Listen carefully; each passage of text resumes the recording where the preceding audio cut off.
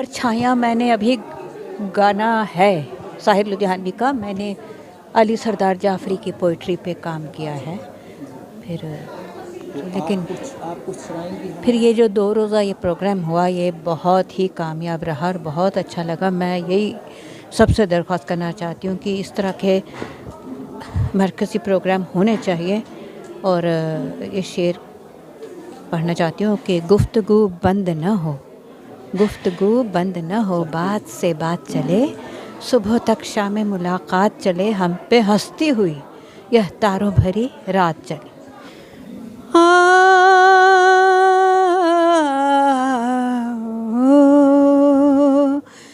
गुफ्तगू बंद ना हो, बात से बात चले, सुबह तक शाम मुलाकात चले, हम पे हंसती हुई यह तारों भरी रात चले। गुफ्तगू बंद ना हो, ये गुफ्तगू यूं ही जारी रहनी चाहिए। और यहाँ जो नए नए स्टूडेंट्स हैं उनको इससे बहुत कुछ सीखने को मिलेगा। शुक्रिया। दरअसल cultural academy Jammu and Kashmir और शोबे उर्दू जम्मू यूनिवर्सिटी के इश्तराक से ये 2 रोज़ा सेमिनार जो हो रहा है अदब के नए चैलेंजेस के हवाले से, उसका आज दूसरा दिन है। कल भी मकाले पढ़े गए, आज भी पढ़े गए और तालिब इल्मों ने, असातिज़ा ने और जो सामीन थे उन लोगों ने बहस व मुबासा भी किया, सवालात भी किए, जवाबात भी दिए गए। और इस एतबार से अगर देखा जाए तो ये एक कामयाब सेमिनार है जिसके लिए कल्चरल एकेडमी के जो इस सेमिनार को मुनक़्क़द करने वाले हैं शाहनवाज़ चौधरी और शोबे उर्दू के सदर प्रोफेसर रियाज़ अहमद, मुबारकबाद के मुस्तहक़ हैं। मैं ये समझता हूँ कि इस तरह के सेमिनार होते रहने चाहिए। शुक्रिया। सबसे पहले तो यार ये कॉन्फ्रेंस जो है बड़ी मुतहरक और बड़ा यानी लवली किस्म की रही। इसमें सब लोग हम जो हैं इन्वॉल्व हुए, ये बड़ी बात है कि आजकल होता नहीं कोई भी हम, लेकिन इसमें इस कॉन्फ्रेंस का यही एक अचीवमेंट है कि स्टूडेंट्स, प्रोफेसर और जो भी दानिश्वर लोग हैं वो सब के सब इसमें बराबर के शरीक रहे। उन्होंने बड़ा अच्छा बोला।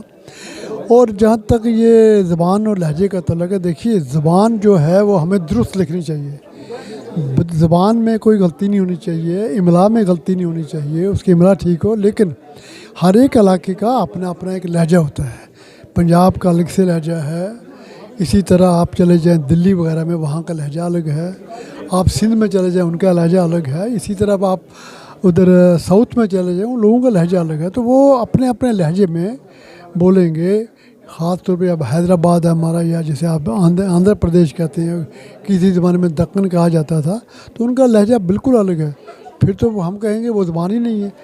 ज़बान एक है, इसमें कोई शक नहीं है। उर्दू बड़ी एक बड़ी ज़बान है, उसको सुनने बोलने वाले यानी करोड़ों में लोग हैं। और ये एक लिंक लैंग्वेज है, बहुत बड़ी लिंक लैंग्वेज है जो हमको यानी सेंट्रल एशिया से जोड़ती है।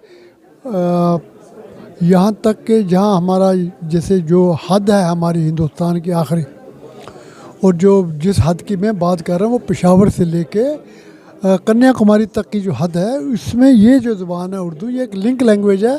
और इसका लिंक रहना, इसका जुड़ना, राब्ता जो इसका है, यही इसकी बहुत बड़ी क्या सिफत है। बाकी जहाँ तक इसकी शायरी है, जब तक वो ज़िंदा है, शेर कहने वाले ज़िंदा है, ये ज़ुबान अमर है, ये मरेगी कभी नहीं। देखिए, सहाफ़त के बहुत से आयाम हैं। और अगर आप उर्दू की सहाफ़त की बात करें या अंग्रेज़ी की या हिंदी की, सहाफ़त की बुनियाद जो है वो ईमानदारी पर है। इसका आपका जो एम है, जो आपका जो नुक्ता है वो ये है कि आप कहना क्या चाहते हैं और कितनी सादगी और ईमानदारी से वो कह पाते हैं।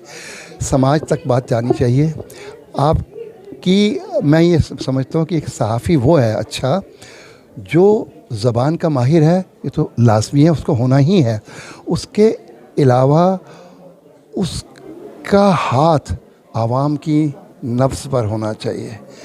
आवाम क्या महसूस कर रहा है, उसकी क्या तकलीफ़ें हैं, उसकी क्या तख्लीक है, उसको क्या दुश्वारियाँ आ रही हैं, उसके ऊपर जो है उसकी तनकीद जो कि पॉजिटिव हो और जिसमें कोई सोल्यूशन भी दे हो।